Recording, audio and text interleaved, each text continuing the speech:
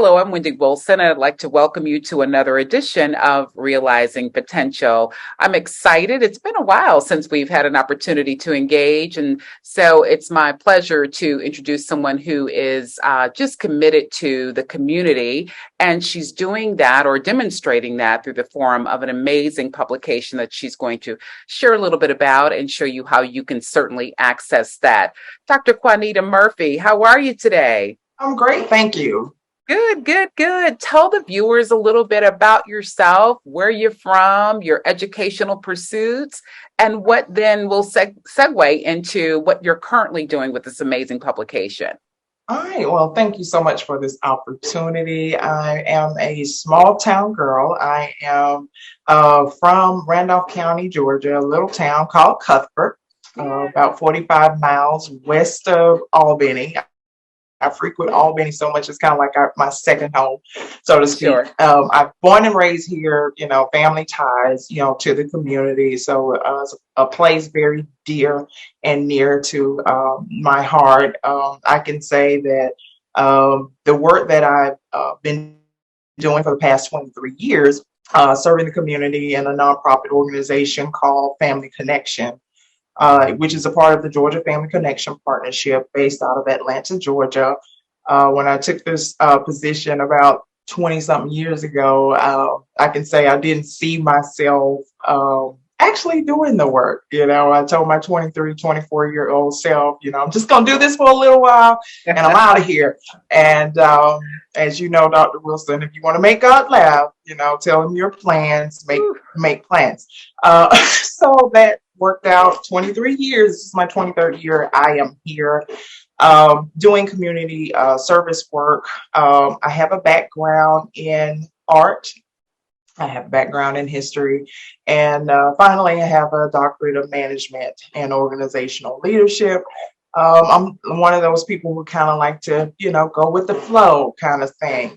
When I initially went off to Valdosta State University, the first year it became a university in 93, actually. I think I wanted to be a computer science major of some sort. And that lasted about a quarter. I think our professor at the time gave us an assignment to compute the quadratic formula. And that was my cue to exit stage left at that time. So I had no clue. I was like, I don't know what I'm going to do. And I just happened to, be walking down the halls of Valdosta State University, and I saw a pamphlet for art. And I was like, yeah, that's what I'm going to do. And so the rest is history. So I pursued a Bachelor of Fine Arts degree. Of course, my parents were like, what are you going to do with this? In this rural town, their mindset is, we sent you to school to get, some Yes. kind of skill that you could get employed. Get a job that pays your bills. Yeah, that. So, but I was like, no, I just feel like this is what I'm supposed to be doing. So they just left me alone to my own devices. Panned out. I graduated in 97. Went back in 2001, I believe, to Valdosta State University as well, and pursued a Master of Arts in History. And all of it, I found, works together for me. I like creating things, and I like understanding the context of things. And so I find that I still use that in my community work. If anybody is familiar with nonprofit work, you have very little resources and you have to be creative and kind of a jack of all trades. And so I've been using those degrees quite well. That's good. Well, thank you for being very transparent in terms of, how you embarked upon your undergraduate pursuits and then transitioning to a terminal degree. So you reminded me of a young man I heard this morning. I was listening to the news, and there's a woman who, in that small group of individuals, she's out in Silicon Valley, or was, African American woman, and we know women in the STEM field that those numbers are dismally low. So she's trying to counter that and connect with young people in her home. I think she's from Brooklyn, New York.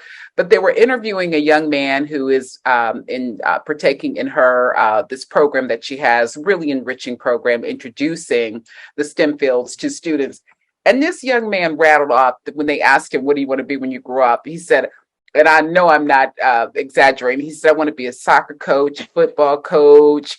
I want to go into the STEM fields. I want to be a rocket scientist. I want to be an artist." He named after about 6 things, and I loved his energy. I don't know where we lose that as we grow. And I Yeah. said, and if it's just a matter of committing to it, we can Yeah. do all of those things. Yes. So you sharing that, you started off in one major, and I was like that too. I went off to Southern University, didn't ultimately graduate from there, but I was going to be an accounting major till I made it to intermediate accounting. And I'm like, yep, Yeah. this is not my calling. This is not my calling. So, college is a discovery process. Yes. And we have heard that so many times, our parents like, you need to get a major. Yeah. My daughter's in a similar situation. She graduated from Spelman, degree in English. And when she first told me, I'm like, what you going to do with the English? Now she's in finance. But it does work together, and you do whatever your major, institutions are responsible for providing you with those core skills and that curriculum that will help you to navigate any particular space. Mhm. And so I love that you said you're a jack of all trades, and all of those things have melded together and have allowed you or positioned you to be successful in the arena that you're in right now, which Mhm. is a nonprofit. Yes. Yeah, And just adding in, I'm just, a woman of faith, and I just believe that, we walk by faith and not by sight. sure. And you just have to march to the beat of your own drum. And your calling wasn't a conference call. I believe I heard that saying before. So you just have to be true to yourself. And so that will look a little different to everybody and for everybody. And you have to be okay with that. And but basically following your heart, and it will all work out. And not that it'll be easy or has been easy, but it's been worth it, so forth, because, I feel fulfilled. This is what I'm supposed to be doing, you I know. love that. So, yes. Yeah, that's so important. Feeling fulfilled. How many people do we know and they go into this robotic mode? They're not Mhm. excited about what they do. They know it's not their calling, but they just get caught up in, I got to pay the bills. And so Yes. that's essentially important. We only do this life one time that we're Yes. aware of. Yeah, I'd be remiss. We've got to do a shout out to, you mentioned nonprofit. And so we both know this amazing woman who is CEO of United Way. Yes. Yes, Miss Shanae Motley. I just absolutely Yes. love and adore her. And so I'm honored that she made this connection. So before we actually talk about the publication, let's talk about what it is you do in the nonprofit space and the intentional impact that you're trying to make with the community. Okay, awesome. Yes, what we do, or my role, is to, have a neutral place for our community leaders to come together and address and resolve any unique issues that are going on in our community. As you know, we live in a high poverty area, so we have a gamut of different issues. Maybe similar to neighboring communities, but on a smaller scale. We deal with poverty, job security, food security, those type things. And so my role has been to be a unifier, so to speak, to get all those different sectors together, to come in a neutral area to see if we can compile or combine resources to address issues or create different programs or services to fill in the gap. So that is what I enjoy, doing in that role. So I have to, kind of walk a little, tight little rope. We're non-political in what we do. So, I'm just, like I said, the neutral person that, kind of, can we all just work together? Can we just get along? And, try to keep everybody focused on what the goal is, and which is improving the quality of life for the citizens in the community. And if we can put aside personal differences or political affiliations, those types of things, we can have a better community. And so, I call it like, tiptoeing on spider web sometimes, because I have to be very careful as to, what it looks like if I'm aligning with this group or aligning with that group. And being in a small community, I understand that it's very difficult sometimes for us to distinguish between someone's personal view and professional. And so we get those lines blurred, and it's like, well, I can't work with her because she's over here with ABC group, or she's over here with this group. And so I understand that. And so I try to operate in that to, I know as long as I'm in this capacity, this role, I got to be seen as that neutral unifying force. That's great.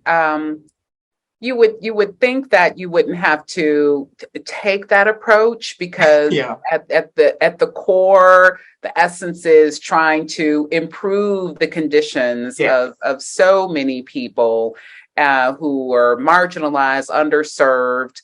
We could, rattle off the list, and who are just trying to live a life where basic necessities are not something that they have to work so hard to secure and incorporate into their lives. Yes. Yes. So that, coupled with, all these different factions fighting about how, or making an issue about how we're going to approach that, when we lose it's easy to lose sight of what it is that we're trying to address. So thank you for serving in that role. I know it is not easy.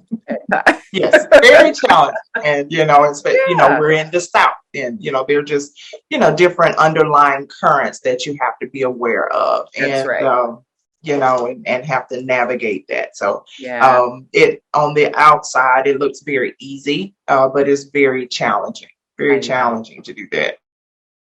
Yeah. You mentioned the South. I was reminded, one of my favorite quotes by Malcolm X is, anything below the Canadian border is the South. And so those challenges, We're like further than that. they're so pervasive. It doesn't matter what side of the country you're on. It's some type of politics that are, getting in the way of, look, let's stay focused on the goal at hand. So thank you for that. I know, again, as I said, it's a challenge, and your commitment is welcome, and certainly greatly appreciated.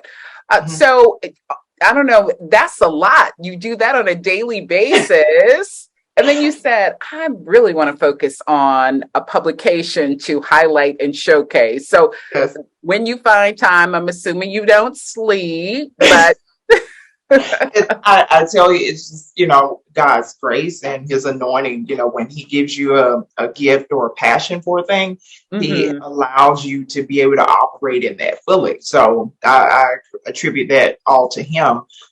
In 2007, I decided, well, I'm bored and I need to go back to school. And I went through the University of Phoenix. It took about several years. It was a very rigorous course. Life happens, all that kind of stuff. There again, I was kind of on the fence as to what my dissertation was going to be. And, if anybody, well, the doctoral programs are very rigorous, and I'm just like, I just survived the coursework. If I could just get through that, then I'll think about whatever I'm supposed to be doing for the dissertation. And so I had picked some topic. I can't even remember what it was. I think it was something dealing with emotional intelligence and some organization. And I was like, yeah, that'll be easy. I can get that done. Well, as Murphy's Law would have it and chance would have it, I met resistance, with that organization. They didn't kind of want to do it. And I was just like, okay, this is a sign. I maybe need to do something else. And I had already did chapter 1 and 2. And I was just so sure that this group was just gonna, embrace this study, blah, blah, blah. And that wasn't the case. And then I was like, well, Lord, what am I gonna do? And I was like, I need to ditch this and start over. And of course, my committee was like, "Are you crazy? Yeah. You can get around this. You could do." I was like, "No, I just really feel like in my gut, I need to go in another direction." Long story short, against their advice, thank God they didn't quit on me. Nothing happened. But I was like, I want to do leadership. I'm going to do something on, leadership in rural communities. So I did a study on the 6 counties in Southwest Georgia, rural counties, um, looking at their leadership in that community, seeing what their needs and their patterns were. And from that study, it was a phenomenological study. There were different things that were, surfacing about having a specific place where they could, showcase their work or tell what they have going on or have a spotlight, so to speak. It's kind of like being in a small community, you're kind of under the radar. I've noticed, some of the larger publications focus on some of the larger areas, and the smaller communities are sometimes, overlooked, so to speak. And so that was where I got the idea for Rural Leader Magazine. That was where that was birthed from. I was like, what if I created a digital publication that showcased the great things going on in these small communities and the great talent that's there? Yeah. And I was like, okay, what am I gonna, how am I gonna have no background in this? Have nothing. So it's basically like I just started from zero again. And it's like, well, okay, well, God has given me this idea, so he'll show me what to do. And pretty much he gave me a concept. And one of the concept was Rule Leader 40 Under 40. And one of the magazines that I really, really admire is Georgia Trend Magazine. And I love their 40 Under 40 issue. I just think it's well done. I think they're a nice business, magazine, something that I aspire to, make Rural Leader Magazine on a smaller scale, maybe.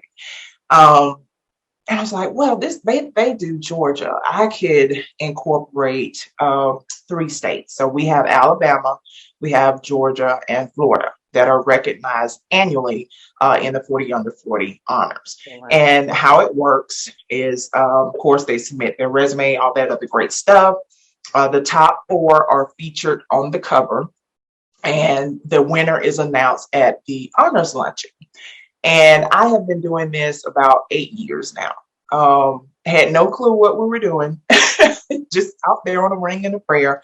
But the response was phenomenal when I first did this in 2014. And I was just amazed. I knew it was there, but I was amazed to see a cohort of talent all in one place. And it's like, look at this, the wide range of expertise and leadership that we have that are from these small rural communities. Yes. And that's how we got started, with the 40 Under 40, and that birthed into other things that we have. We will have our luncheon this year. It will be on Friday, August the 26th. At the Kirkland Conference Center at Albany Technical College. So we're very excited about that. We have, I think, 2 top 4 that are from Alabama and 2 that are from Georgia. And so we're just very excited about the talent and expertise that these young folks exhibit. But they're from these small communities throughout Georgia, Florida, and Alabama. Excellent. So a couple things I want to applaud you for. So let's go back to that dissertation quickly. If you completed that lit review and then changed, look, rose petals at your feet. I thought I was, yeah.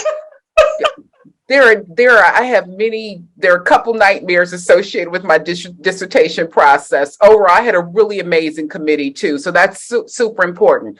Yeah. But that lit review is that's a pivotal point. That's the make or break. So the fact that you stopped and started a whole nother you're you're a rock star. Yeah. I I just just would have have made it to, work. feel it, and that has worked well for me, and Okay. to follow my intuition, Yeah, my instinct, and if something doesn't feel right, I don't try to press it, so to speak, because if I that's would, beautiful. it's not going to That's work. It's not going to yeah, work. that's beautiful. And you're so right. You're absolutely right. But Yeah, ooh, okay. it was a lot of work, and it My was just God. like, but it was so worth it because Yeah, I came into these other ideas. sure. And had I stayed on that course, I would have completed the assignment, but would, I be in this, I know at, you would not have this amazing publication now and showcasing all these people. I get it. I just need to yeah, acknowledge that yes, yeah, okay. it's a So lot. that's oh my gosh. So that's the one piece. The other thing that I really applaud you, and I have a really dear friend of mine, and she also produces a magazine, Indigo Life. She's out of Dr. Alicia Ritchie, and she does it in the Crisp County region. And have worked with her on a couple different projects, and every time it's a new publication, in my head, because it's not Wendy's passion, so I don't ever want to project it on anyone. But I'm like, Yeah, all of this work, and then it when is. you get it, you're like, I get why you put all this your blood, sweat, and tears in it.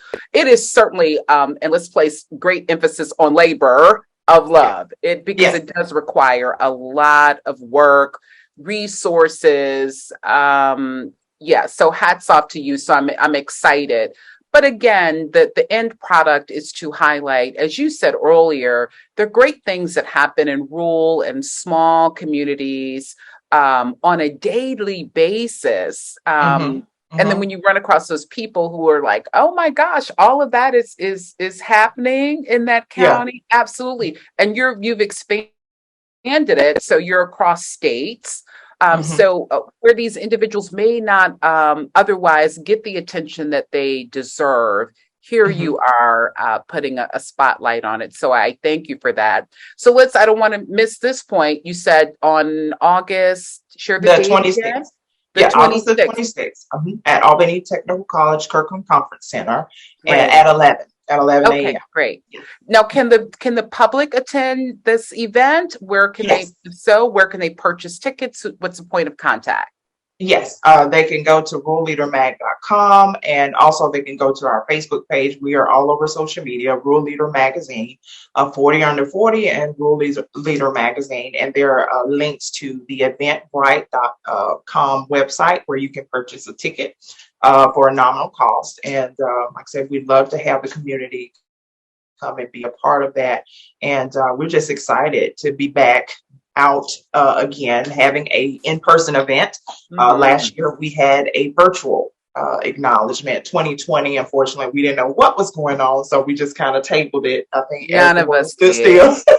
The world stood still, None and of us so knew what we were doing in yeah, 2020. it's just like Woo! so. Yeah, 2021, we did a little virtual thing, and fingers crossed, everything will go well, and we'll be it able to. will. It So will. It will. And we'll have that. The producer will actually get that information up for those that missed that. Is there also an opportunity? How often does the publication come out? Where can we purchase that and access that? it comes out monthly, and Okay. the September issue will be the 40 under 40 feature issue. And also, you can go to ruralleadermagazine.com, and there's a link there where you could, purchase that issue, and everything is digital, all the way. So you can take it on your phone or whatever. That's the new move that we're in. Yeah. Hopefully we'll graduate and be able to do some prints in the past, in the future. But right now it's strictly digital, but you can access that through our website. That's good. I'm still evolving, and so I'm so old school. I want a We'll have to book. get I you a want a special magazine. copy. We'll have to get you a special Yeah, copy. We'll I'm do that. getting there. I'm getting there. Boy, that it's that is what I've been, I've learned throughout this whole process is just, we are in an age of information and technology, and it's about adapting, just being able to quickly, adapt to the environment, to the times and things of that nature. we appreciate the old way as well, but we gotta stay in the innovation. And if I may add, one of the Sure. things that I really wanted the honorees to remember or to know is that what they do matters. And that's like kind of my little tagline or motto, because often um, I, I've realized personally, even in a small community, you can work and labor, and sometimes it doesn't seem like it's valued or appreciated, and or you're not acknowledging. Not that you're doing a work to be acknowledged, but it's just nice as human nature every now and then to say, Dr. Wilson, you're the bomb.com. You're doing an excellent job. What Absolutely. you do matters at Albany State University. And so that is the message that I would like to send to all the honorees and to the individuals is, they make a difference in small town America. They make a difference every day, utilizing their talent, their pool, everything that they have going on. They make a difference. And so the magazine has turned into like a ministry, so to speak, to uplift and to encourage others that are in these small communities who are doing phenomenal things. And Yes. so it's an opportunity just for them to showcase to the world what they're doing and their talent. Yeah, their talent. So it's a platform for them. It is. That's so important. And we do on a daily basis to affirm ourselves and the work that we Hmm. do. But to hear it from somebody else is just, it heightens Hmm. that level of gratification. It Before does. we wrap up, and we'll share again the dates and how individuals can access, I'm curious, Hmm. um, what book has most impacted your life outside of your preferred religious text that you find yourself going back to? Any work that is tied to Rick Warren with about leadership and servants. Okay. And and one of the things that I found myself doing is, serving others. That is where I feel the most fulfilled. I feel that God has given me a and using the country term, a slew of talents, to be utilized. And, he gives us to be able to serve others, and to whom much is given, much is required. And so I have to remind myself sometimes, why I do what I do. Just being human as anyone else, it can be tiring when you're constantly pouring out. And so that resources, and the work of Dr. Rick Warren helps to refill my cup and to know the value and importance of serving others and living a life that has purpose and meaning aside from myself. So hopefully the dash in between, will have some meaning, one day. In other words, leaving a legacy of, serving others above self. Well, you are certainly doing that. And so thank you for your servant leadership and exemplifying what servant leadership looks like, and having a passion and following all of your passions. We'll Yes. have you back and tell us about that light in the your life in the art world. I'd love to hear I would that. love to do that. Oh my gosh, yeah, yeah. Now I'm just a collector of art. I'm still doing stick figures when somebody asks you to draw. So I collect, and that's where my passion, one of my passions lies. So I would love to have you back. Have to Awesome. connect you with our colleagues in our fine arts department. Couple came to mind. Hopefully, some collaborations can Awesome. manifest. Yeah, Dr. I, Elizabeth, Nancy, and Dan. So anyway, we'll do that once we wrap this up. But sure. before we officially wrap up this show, and I've enjoyed your this conversation immensely.